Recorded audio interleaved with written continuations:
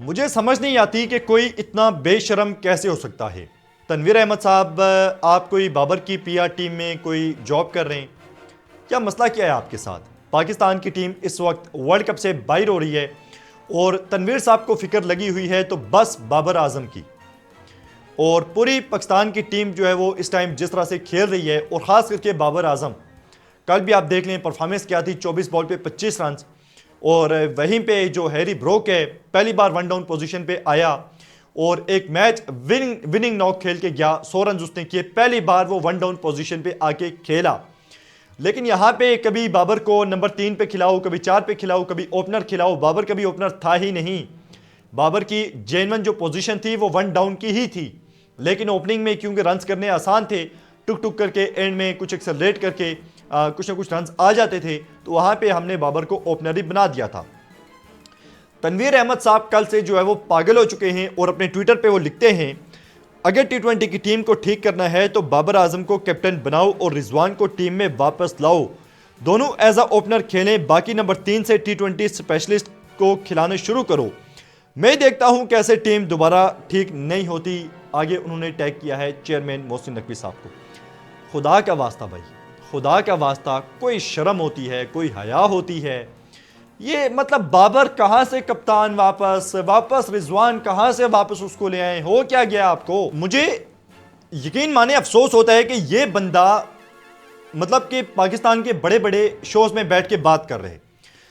بابر رضوان یہ اوپننگ کرتے رہے 2021 سے لے کے 24 کے ورلڈ کپ تک، back to back 3-4 world cup میں، ایشیا کپ میں انہوں نے اوپننگ کی ہے، اور آپ بات کریں کہ اسے اوپنر لگا دیا جائے۔ مطلب فرحان جو ہائیسٹ رن سکورر ہے 283 جس نے ابھی بھی کیے ہیں، اور وراٹ کوہلی کا ریکارڈ توڑنے کے در پہ ہے، آپ کو شرم نہیں آتی یہ بات کرتے ہوئے؟ آپ کو فرحان کی پرفارمنس نظر نہیں آ رہی اور آپ یہ بات کر رہے ہیں کہ بابر رضوان سے اوپننگ کروائی جائے؟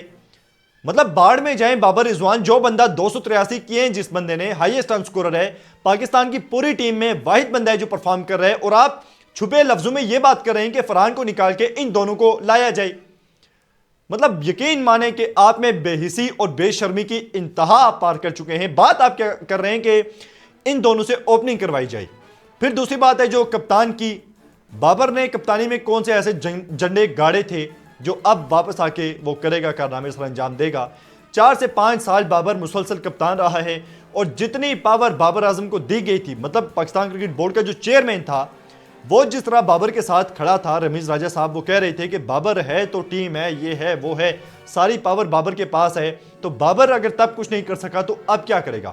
اب تو اس سے اپنے رنز بھی نہیں بن رہے۔ ہم بابر کی کپتانی میں 22 میں زمبابوے سے ہارے تھے، ہم بابر کی کپتانی میں 23 میں افغانستان سے ہارے تھے، ہم آپ کے بابر کی ہی کپتانی میں 24 میں USA سے ہارے تھے۔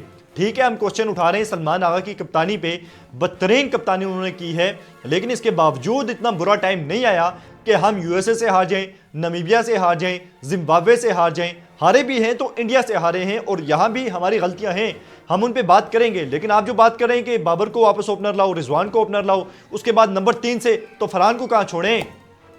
تو یہ ہے جی، ایک کیا بولوں، میرے پاس تو الفاظ ختم ہو گئے جس ڈیٹ پن کا یہ اس ٹائم اظہار کر رہے ہیں۔ اور مجھے تو اب یہ بات کنفرم ہے کہ بابر صاحب انہیں اپنی پی آر ٹیم میں شاید شامل کیا ہوا ہے، اور کچھ ماہانہ ملتا ہوگا، تبھی جو ہے وہ تنویر احمد صاحب اس طرح کی بات کر رہے ہیں۔